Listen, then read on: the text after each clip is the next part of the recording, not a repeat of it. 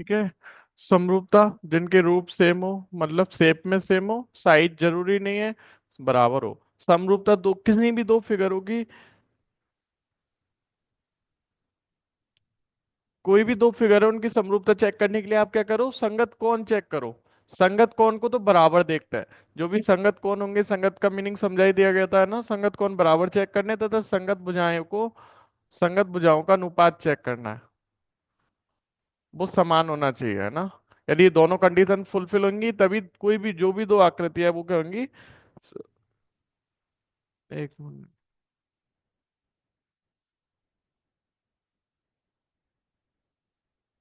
ठीक है। यदि ये दोनों कंडीशन फुलफिल होंगी तभी वो दो, जो दो आकृतियों की बात करी गई है वो आपस में क्या होंगी, समरूप। लेकिन त्रिभुजों के केस में ऐसा नहीं होता। त्रिभुजों के केस में क्या होता है, समरूपता चेक करने के लिए आप केवल दो कंडीशन चेक कर लो। त्रिभुजों की समरूपता चेक करने के लिए आप क्या चेक कर लो, ओनली, समरूपता चेक करने के लिए त्रिभुजों में क्या चेक कर लो कि यदि आप एक कंडीशन भी चेक कर लोगे कि संगत कोण बराबर है, तो आप डायरेक्ट बोल दो समरूप होंगे। क्यों होता है ऐसा? ये लोग ज्वाइन नहीं हो पा रहे हैं, नाइन्थ वाले।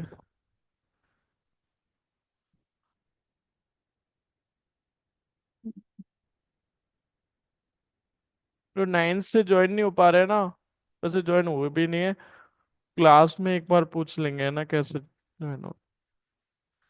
हाँ। ठीक है। त्रिभुज समरूपता, त्रिभुज समरूप होते हैं तो त्रिभुज समरूप, त्रिभुजों की समरूपता चेक करने के लिए आप तो डायरेक्ट एक चीज चेक कर लो, या तीनों कौन बराबर है, संगत कौन बराबर है, तो आप डायरेक्ट बोल दो संगत भुजा का अनुपात भी सेम होता है, अतः त्रिभुज समरूप होंगे। यदि ये चीज चेक करना नहीं चाहो, आपको भुजाएं दे रखी है, तो आप ये वाली चीज चेक कर लो, संगत भुजाओं का अनुपात सेम है, तो आप डायरेक्ट बोल दो त्रिभुज कहेंगे समरूप। फिर त्रिभुजों की समरूपता के तीन तीन नियम पढ़े अपन ने। पहला नियम पढ़ा त्रिपल ए, इसी का ही एक छोटा रूप था डबल ए, मतलब दो कौन बराबर या तीन कौन बराबर होने चाहिए। दूसरा था ट्रिपल एस। ट्रिपल एस का मीनिंग होता है, एस का मीनिंग होता है साइड से, मतलब भुजाओं का अनुपात। ट्रिपल एस का मीनिंग होता है साइड से तीनों भुजाओं का अनुपात सेम होना चाहिए। फिर तीसरा नियम पढ़ा था एस से एस, मतलब दो भुजाओं का अनुपात सेम है आपस में, तथा एक कोण बराबर है। ठीक है, एक कोण आपस में, ट्रिपल ए में क्या था, तीनों कोण बराबर है दोनों त्रिभुज के। या फिर आप ये चेक कर लो दो कोण बराबर है कि नहीं दो त्रिभुजों के, तो तीसरा ऑटोमेटिक होता है, क्या होता है, त्रिभुज के तीनों कोणों का एक सौ अस्सी होता है, अभी बताया जाता है ना उससे। या फिर तीनों भुजाओं का अनुपात चेक कर लो, ए बी बटे पी क्यू, बी सी बटे क्यू आर, ऐसे ऐसे, है ना। उनका अनुपात सेम आ रहा है तो डायरेक्ट बोल दो त्रिभुज समरूप होंगे। त्रिभुज समरूप है तो आप डायरेक्ट बोलोगे कि संगत कोण बराबर होंगे, तथा संगत भुजाओं का अनुपात सेम होगा। तथा इस ऐसे ऐसे एस क्या होता है, ऐसे एस में इन त्रिभुजों का कोई एक कोण बराबर होता है तो इनको अंतर्गत करने वाली इस इन भुजाओं का अनुपात, इस भुजा का इसके साथ अनुपात, इस भुजा का इसके साथ अनुपात बोलो, या इस भुजा का इसके साथ अनुपात बोलो, इस भुजा का इसके साथ अनुपात बोलो, दोनों का अनुपात सेम तथा एक कोण बराबर। ठीक है, अब क्वेश्चन करेंगे बस।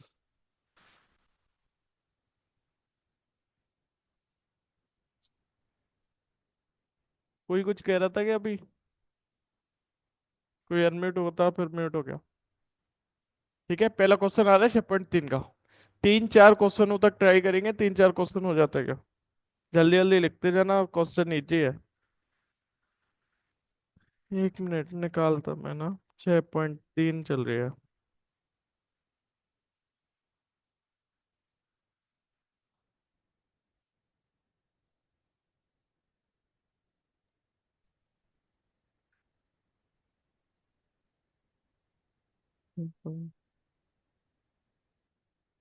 ठीक है, 6.3 का पहला क्वेश्चन क्या कह रहा है।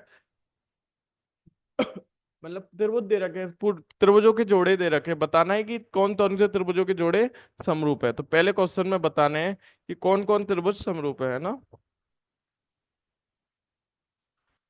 तो दादा ये बताओ कि समरूपता की कौन सी प्रमेय या कसौटी एक ही बात होती है कि क्या प्रयोग करने आपने उत्तर दिया है ना, कि कौन सी प्रमेय लगाएगी ये दोनों त्रिभुज समरूप। पहले क्वेश्चन के पहले पार्ट में ये दो त्रिभुज दे रखे हैं, एक पहला त्रिभुज दे रखा है ये 60 डिग्री, 80 डिग्री, 40 डिग्री। ठीक है, इसका नाम है ए, इसका नाम है बी, इसका नाम है सी। तथा दूसरा त्रिभुज ऐसा ही कुछ दे रखा है, 60 80 40, ये वाला 60 का है, ये वाला 80 का है, ये वाला 40 का है। आपको दिख गए सबसे छोटा कौन, सबसे छोटे कौन के बराबर है, सबसे बीच वाला कौन है इसके बीच वाले के बराबर है, बड़ा कौन बड़े कौन के, मतलब संगत कौन बराबर आता है, त्रिभुज क्या होंगे, सर्वांग समरूप।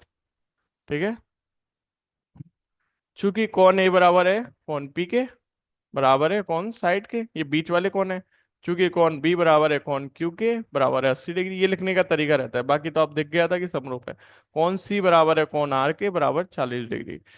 चूंकि संगत कौन बराबर है, अतः बाई ट्रिपल ए लॉ, कित कौन सी लॉ लगी, triple A, similarity law, triple A similarity, similarity मतलब समरूपता लॉ, नियम से क्या बोल दोगे, त्रिभुज एबीसी। अब क्रम देखो, क्रम कैसे लिखेंगे, पहला त्रिभुज लिख दिया एबीसी, त्रिभुज ए बी सी, ए के संगत कौन सा कौन है इसमें, पी वाला, तो सबसे पहले कौन सा लिखूंगा, पी। फिर बी के संगत कौन सा कौन है, क्यू वाला, तो बी पी, फिर क्यू लिखा, सी के संगत कौन सा कौन है, आर वाला। पता ही ये ऐसे लिखने का तरीका रहता है।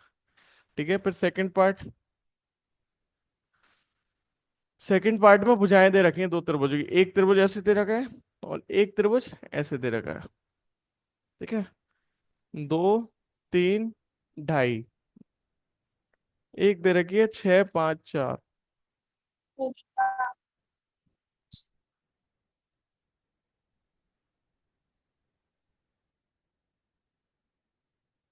अक्सर आपके साइड में एक म्यूट का ऑप्शन होता है ना, म्यूट का दबा लिया करो, है ना, बाकी आवाज नहीं आएगी।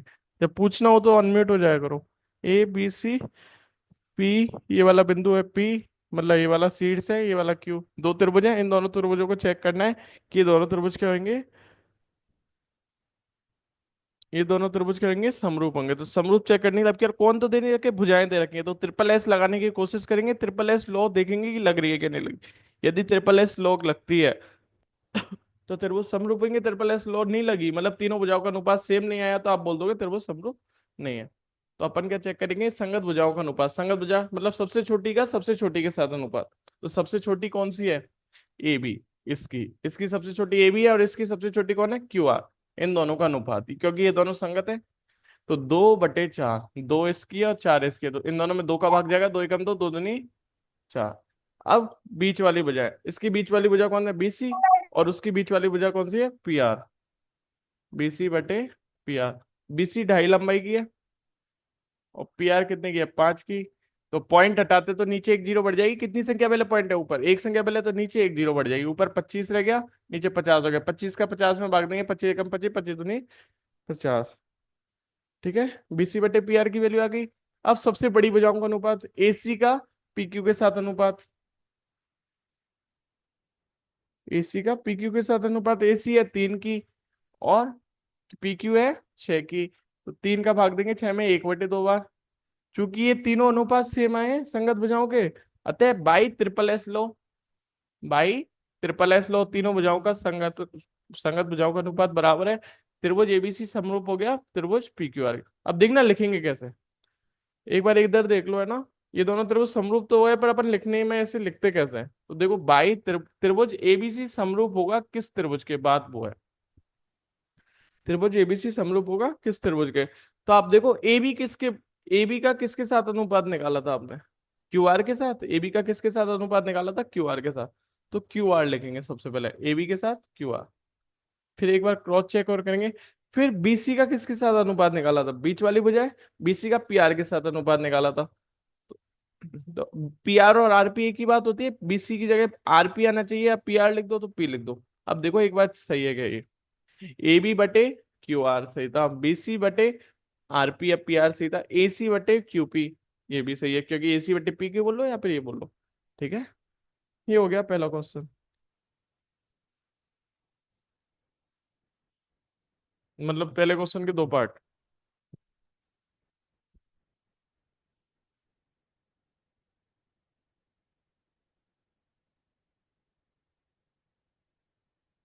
रमन, हैंड तो रेज कर रहे हो, पर समझ लो भाई, वो भी हो जाते हैं, क्या बोलते हैं उसे, स्क्रीनशॉट भी हो जाता है, ऐसे जल्दबाजी मत करो कि समझो नहीं, है ना, लिखने में ही स्क्रीनशॉट ले लिया करो। और वीडियो डलती है, अभी लास्ट वीडियो नहीं डली है, पर इसे एक्सरसाइज में ऐसा लगेगा नहीं कि आपके आपने लास्ट क्लास नहीं ली है। ये 6.2 थोड़ी अलग थी, थेल्स फिल्म पे बेस्ड थी, वो अभी काम में आ नहीं रही। लिख लिया क्या प्रांजल, ये दो क्वेश्चन थे ना, लिख लो तब बता देना। ऑडियो ज्वाइन भी किया करो, है ना, देखो 9th वाले आज ज्वाइन हो रहे हैं, पर ये सब कोई ज्वाइन नहीं हो पा रहा, इसलिए बार बार मैं इधर फेस करूँ।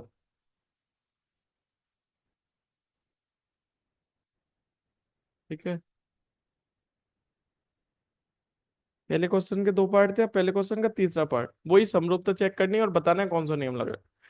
इसमें भी साइड दे गिवन है। ठीक है।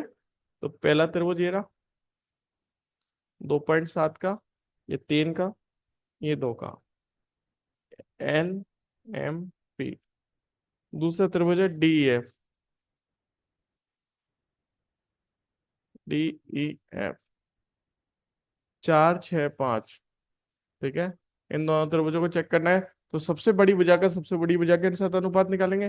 पहले सबसे बड़ी ले लेते हैं, चलो इस बार। सबसे बड़ी इसमें कौन है? 3। इसकी सबसे बड़ी कौन है? 6। तो एलपी का डीएफ के साथ अनुपात, एलपी बटे डीएफ बराबर क्या आएगा? 3/6 बराबर 1/2। अब बी इस मीडियम वाले का मीडियम वाले के साथ, 4 का 2.5 के 2.7 के साथ अनुपात, एलएम का डी के साथ अनुपात। एलएम कितनी है? 2.7/4। ठीक है। तो इधर से पॉइंट हटाएंगे तो नीचे जीरो बढ़ जाएगा, 27/40। अब इन दोनों में कोई कॉमन नंबर डिवाइड नहीं कर रहा, कॉमन नंबर कोई डिवाइड नहीं कर रहा है ना, तो इसको यहीं रोक दो। ये मीडियम वाली थी ना? हाँ मीडियम वाली थी। ठीक है। अब फिर सबसे बड़ी ले ली, फिर सब उससे छोटी ले ली, फिर सबसे छोटी। नहीं, ध्यान नहीं दिया अपन ने, देखो 2.7 का मीडियम वाली के साथ अनुपात निकालना है, मतलब 5 के साथ लेना है, बीच सेकंड नंबर पे बड़ी वाली है ना, 27/50। ठीक है। अब भी किसी का भाग नहीं जा रहा था, यहीं रोक दो इसको। और फिर अब सबसे छोटी कौन है? 2 वाली, एमपी। एमपी का अनुपात निकालना है। सब इसमें सबसे छोटी कौन है? डी। इसके साथ 2/4 बराबर 1/2। आप देख रहे हो ये दो अनुपात तो सेम आ रहे हैं संगत भुजाओं के, लेकिन 1 मिनट है ना। ठीक है। आपने देखा संगत भुजाओं के अनुपात निकाले, सबसे छोटी भुजा, सबसे बड़ी भुजा और मीडियम वाली, तो इनका इन दो भुजाओं का अनुपात तो सेम आ रहा है, लेकिन तीसरी के बराबर नहीं आ रहा। चूंकि एलपी बराबर है डीएफ के, एलपी बटे डीएफ बराबर है एमपी बटे डी के, क्योंकि इनका वैल्यू तो 1/2 आ रही है, लेकिन ये दोनों की वैल्यू किसके बराबर नहीं है? एलएम बटे डी के। अतः दोनों त्रिभुज समरूप नहीं होंगे। अतः त्रिभुज, देखो समरूपता नहीं होगा कैसे दिखाते हैं? ऐसे सिमिलरिटी के साइन को काट देते हैं, जैसे इक्वल नॉट का साइन दिखाते हैं ना, ऐसे ही इनके दो दो संगत भुजाओं के अनुपात निकाले, वो तो बराबर आ गए, लेकिन तीसरी भुजाओं के अनुपात के बराबर नहीं आए, अतः ये दोनों त्रिभुज समरूप नहीं होंगे।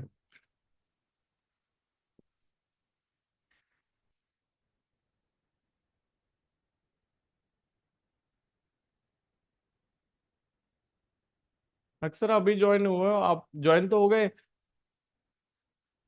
लेकिन वो जैसे अब ऑडियो ज्वाइन नहीं करोगे तो आपको आवाज नहीं आएगी। ऑडियो ज्वाइन कर लिया करो, वो तो आप म्यूट हो रहे हो, अनम्यूट हो रहे हो उधर से। ठीक है। इसलिए आवाज आ रही है, आप बार बार उसके चक्कर में रीज्वाइन हो रहे हो। ऑडियो ज्वाइन करनी होती है, कनेक्ट टू ऑडियो शुरुआत में ऑप्शन आता है जो। ठीक है, ये तीसरा पार्ट था। फोर्थ पार्ट, फोर्थ पार्ट में एक एंगल के बन।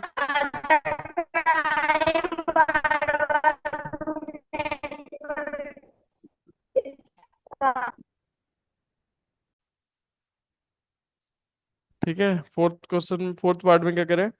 देखो एक त्रिभुज दे रखा है ये वाला, ऐसे ही दूसरा त्रिभुज दे रखा है ये वाला। ये कौन 70 डिग्री है, ये 2.5 का है, और ये 5 का है। इस त्रिभुज का नाम है MNL, और इस त्रिभुज का नाम है PQR। ये 5 का है, ये 10 का है, और ये 70 डिग्री का कोण। अपन को चेक करना है दोनों त्रिभुज समरूप होंगे या नहीं होंगे। तो समरूप चेक करने के लिए देखो एक कोण तो बराबर है। देखना एक बार ऐसे ऐसे लगेगा कि एक कोण है और दो भुजाएं देवन है। तो चूंकि कोण क्यू बराबर है कोण एम के, या पहले इस त्रिभुज के बारे में लिख रहे हैं तो पहले कोण एम लिख लो, कोण क्यू बाद में लिख लो। इस त्रिभुज का एक कोण इस त्रिभुज के एक कोण के बराबर है। क्यों बराबर है? क्योंकि ये कोण 70 डिग्री के क्यों बना है। फिर इस कोण को अंतर्विष्ट करने वाली दो भुजाएं, इस कोण को अंतर्विष्ट करने वाली दो भुजाएं, सब इसकी छोटी भुजा का इसकी छोटी भुजा के साथ अनुपात, एम एन का पी क्यू के साथ अनुपात। एम एन है 2.5 की, और ये है 5 की। तो ये पॉइंट आएंगे तो 50 हो जाएगा नीचे। 25 का भाग देंगे 50 में, 1/2। ऐसी फिर इसकी इस कोण की बड़ी वाली भुजा क्या है? M L. उसका इस कोण की बड़ी वाली भुजा क्यू आर के साथ अनुपात 5/10। बराबर 1/2। क्या एक कोण बराबर है? हाँ, एक कोण बराबर है। इस कोण को अंतरिक्ष करने वाली भुजाओं का अनुपात बराबर है? हाँ, इस कोण को अंतरिक्ष करने वाली भुजाओं का अनुपात बराबर है। अतः बाई ऐसे एस लो, एक कोण तथा दो भुजाओं का अनुपात। ऐसे एस लो से आप क्या बोल दोगे? त्रिभुज। अब देखो मैं कैसे लिखूंगा। एम, ऐसे लिख देते हैं, देखो एम कौन बीच में आ रहा है, तो एम कौन को बीच में ले लेते हैं तथा सबसे छोटी को पहले लिख रहे हैं, एन एम एल। इस त्रिभुज का नाम लिख रहे हैं एन एम एल। समरूप होगा क्यू पी क्यू आर, क्योंकि सबसे छोटी भुजा पहले लिखी, फिर बीच में कौन लिखा, फिर ये बड़ी भुजा। अब ये देखो अपन ने सही क्रम में लिखा क्या? एन एम का पी क्यू के साथ अनुपात, हाँ एन एम या एम एन का पी क्यू के साथ अनुपात है।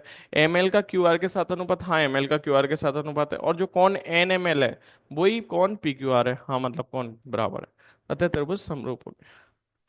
लिखने पे ध्यान मत देना है ना, बिल्कुल भी रिकॉर्डिंग डलती है, समझ लो कोई दिक्कत की बात नहीं है ना, लेकिन रिकॉर्डिंग से लिख लेना, थोड़ा टाइम एक्स्ट्रा लगता है बस, बाकी स्क्रीनशॉट ले लिया करो।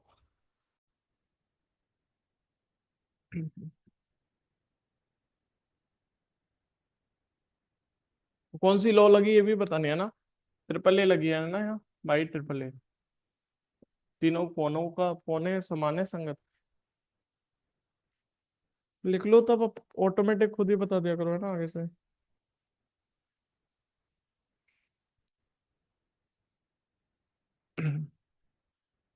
आज क्वेश्चन कम हो पाए क्योंकि थ्योरी करी थी। ठीक है, फिर भी 5 क्वेश्चन तक तो ट्राई कर रहे हैं, हो जाएंगे। अमन लिख लिया क्या?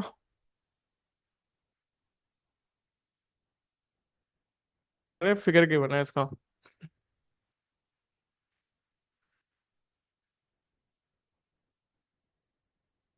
दूसरे क्वेश्चन में फिगर की बना है इसका।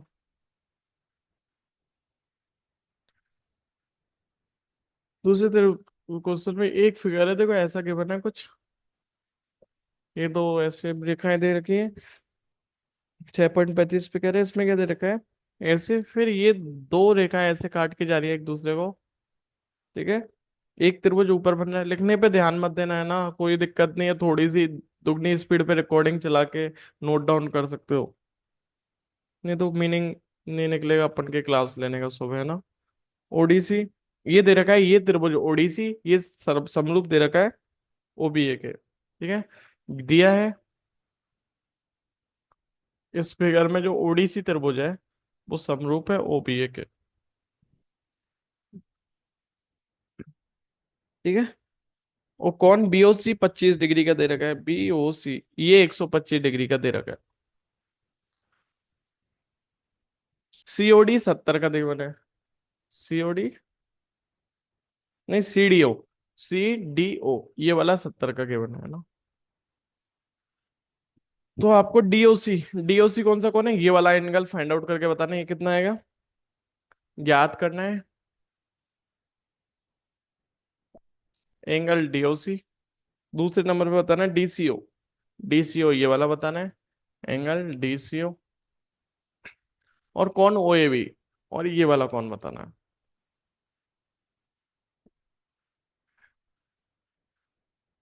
देखो कैसे बताएंगे। ये फिगर के बना है, ठीक है। ये एक रेखा जा रही है क्या, ये एक रेखा जा रही है जिसपे एक एक दूसरी रेखा खड़ी है। इधर का कौन 125 डिग्री का है, ये वाली जगह पे ओ बिंदु पे, तो ये वाला कौन कितना होगा, एक रेखा पर बने हुए कोणों का योग कितना होता है, 180 डिग्री रेखीय होता है। एक रेखा पर कितने डिग्री का कौन बनता है, पूरा 180 डिग्री का। नाइन्थ वाले समझ पाएंगे, टेंथ वाले भी है ना पढ़ के आए हो।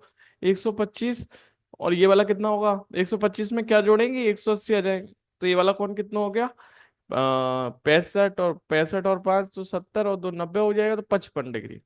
ये कितने का डिग्री हो गया 55 डिग्री, क्योंकि इन दोनों का, ये दोनों कोण किस पे है, इस रेखा पर बने हुए, तो इन दोनों का योग कितना आना चाहिए 180, तो ये 125 है, तो ये कितना हो गया 55, ये आ गया।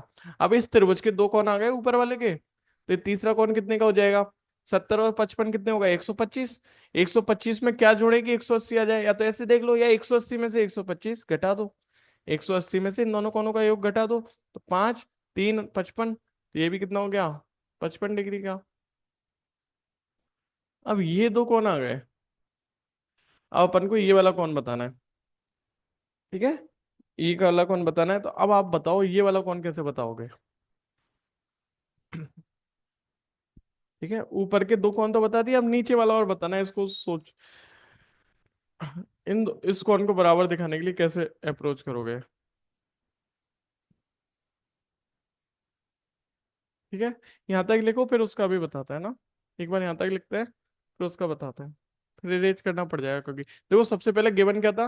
कौन, चूंकि कौन बीओसी गिवन है 125 का, 125 ये गिवन था। तब तब डीओसी, डीओसी प्लस कौन, ये वाला कौन, ये छोटा वाला जो 55 लिखा प्लस कौन बीओसी बराबर कितना आएगा 180। किस कारण से लिख रहे हैं, रेखीय गुण। जो रेखा पर बने हुए कोनों का 180 होता है उसे क्या बोलते हैं, प्रॉपर्टी होती है रेखीय गुण। उस प्रॉपर्टी का नाम होता है रेखीय गुण। ठीक है, तो डी बीओसी की वैल्यू पता है अपन को। बीओसी कितने का आ गया, 125 का पता है, बराबर 180 डिग्री। ठीक है, तो एंगल डीओसी बराबर हो जाएगा 180 माइनस में 125 आएगा तो कितना आएगा, 55 डिग्री। ठीक है, अब ये आ गया। तो अब त्रिभुज चूंकि त्रिभुज डीओसी के तीनों कोनों का योग, तीनों कोनों का, त्रिभुज डीओसी के तीनों कोनों का योग, त्रिभुज डीओसी के तीनों कोनों का योग बराबर होता है 180। अब मैं तीनों कोनों को डायरेक्ट लिख रहा हूँ है ना। एक है 70 का, और एक है 55 का, और एक के बारे में नहीं पता उसका नाम लिख रहे हैं। एक कौन सा कौन है, डीसीओ, ये अभी निकला नहीं है तो इसको एंगल डीसीओ नाम दे रहे हैं, बराबर 180। 70 और 55 कितने हो गए, 125, 125 प्लस डीसीओ बराबर 180 डिग्री। थोड़ा ऊपर लिख रहे हैं ना इस साइड जाके। ठीक है, तो एंगल डीसीओ बराबर आ जाएगा 180 माइनस 125। इन दोनों को घटाएंगे तो कितना आ जाएगा, 55। यहाँ तक लिखो फिर उसको भी बताता है।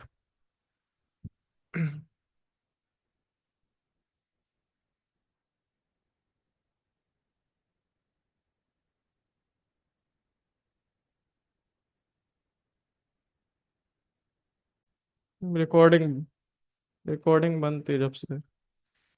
ठीक है, एक बार रिवाइज करा रहे हैं ना, फिर मीटिंग एंड होने ही वाली है।